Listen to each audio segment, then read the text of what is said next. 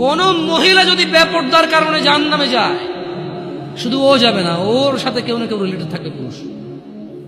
Could be father, বাপ হইতে পারে, বড় ভাই হইতে পারে, তারপর হচ্ছে স্বামী হতে পারে। যদি ওর জাহান্নামে যাওয়ার রিজনই হয় বেপরদা, বেখোলা, খোলামেলা চলা। মানুষ হাজার রিজনে জাহান্নামে যেতে পারে, আল্লাহ সবাইকে ক্ষমা করুন এবং হিদায়াত দান করুন, আমিন।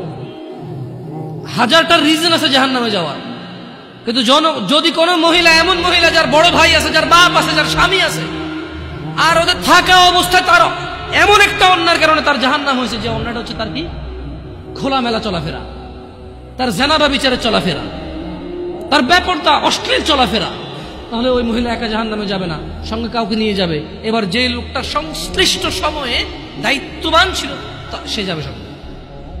এটা খুব সিম্পল লজিক, কিন্তু কান টানলে কি আসে? কান টানলে কি আসে? ওই মহিলা যদি সংশ্লিষ্ট রিজনে যদি জাহান্নামে যায়, সংশ্লিষ্ট সময়ে যে দায়িত্ববান পুরুষ তার অভিভাবকত্বের মধ্যে ছিল, যার উচিত ছিল তার জন্য সামর্থ্য অনুযায়ী জামা কাপড় কিনা সুন্দর দেখে, সামর্থ্য অনুযায়ী খাবার দাবার ব্যবস্থা করা, তার আর অর্থনৈতিক অবস্থার উপরে ডিপেন্ড করে, সামর্থ্য অনুযায়ী ওর কমফোর্ট জোনে রাখা হোক, সামর্থ্য অনুযায়ী যতটুকু আছে উজাড় করে দেওয়া ওর পিছনে, সংশ্লিষ্ট ব্যক্তিটার জন্য দায়ী থাকে।